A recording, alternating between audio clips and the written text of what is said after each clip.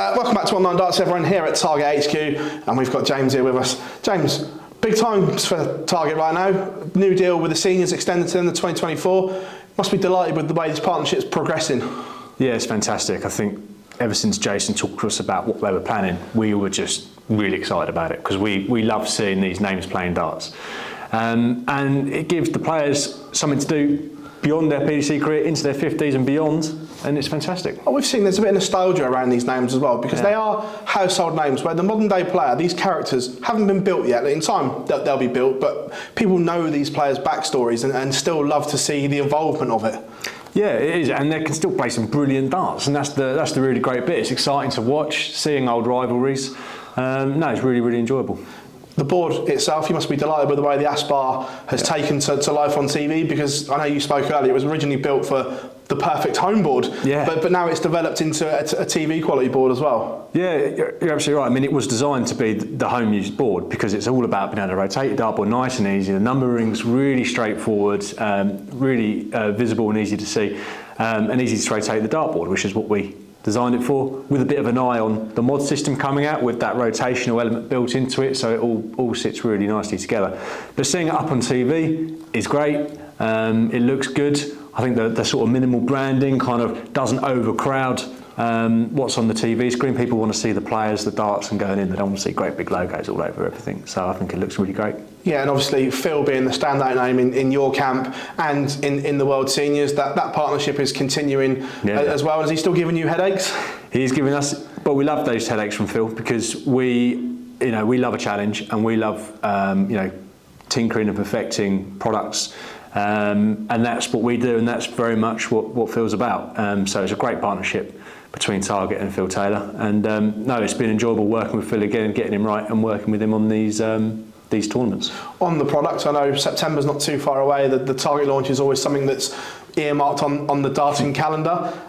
Work already well away for that? Well, yeah, work's been well underway for that for a long time. We're working 2 years ahead minimum on products these days. The more we're putting into them, the more complicated they're becoming, the more value, the more functions that they give players. And I can say that this year, we've got some genuinely game-changing products. I think when we launched the Corona Lighting Ring or the Vision 360 before that, it was a whole new category of product that didn't exist before in that dartboard lighting arena. And I think we're going to do something similar this year. One dart that always catches the imagination is the Elysian, because it's just, obviously it's not one that should be thrown, it's like a collector's piece. Well, you can throw it, but for that price, it's obviously the milling and everything that goes into it, and the design. How far can the Elysian go in terms of aesthetically what it brings? Because it's been mind-blowing, some of the designs. Yeah, and do you know what, we think that every year we bring one out, and as soon as we launch it and we get all excited and we see people's reactions to it, the little thing in the back of our heads goes, how are we going to do better than that next year? Because that's what we have to do. We have to deliver above and beyond what we've done the previous year. That's the challenge. And that's what Elysian is for Target. The Elysian is a chance for us to, if money was no object, what could we design? And it's a real designing, engineering challenge, packaging challenge, and it challenges the whole company to come up with that, to actually manufacture it, which is always gives the engineers a real headache, because you're talking about things that haven't been done before. And it takes a while to figure them out. So, the Elysian this year, it's going to be exciting.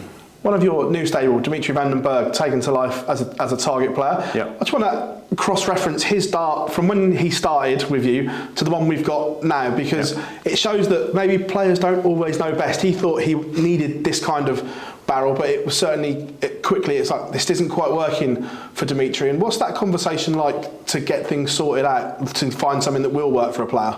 Yeah, look, it's working relationships, there's conversations happening all the time. There's always conversations in the background, and it was one of those where Dimitri felt like he wanted a big change, and it was quite a big change for him going to that barrel, but it was a beautiful dart, and it was working great for him. I think playing up on the big stage with it, he wanted to start feeding back, and we started working with him on some adjustments, tinkering with it, and we've gone through a lot of iterations between his first match and where we are today, and so that Generation 2 dart is gonna it's got some differences from the first one. Yeah, completely. It's just interesting about. I remember speaking to Dimitri at the Worlds about that dart. It was like I only got it like 2 weeks ago and got used to it so quickly. What's it like from design concept to actually getting a dart in the player's hand? And I'm guessing that turnaround was maybe quicker than normal. Yeah, well, look, we are really, really fast. We have to be because the game moves so fast. And when players want changes, when players want to get ready or feel like they need something, then we don't hang around. We've got to be quick and get what the player wants at the end of the day, and that's what we do. So yeah, it was really, really fast. But we spent a lot of time talking to him. We understood exactly what he wanted, so we knew that when we made it, it would be right for him. James, pleasure as always. Thank you very much. No worries, Phil. Cheers.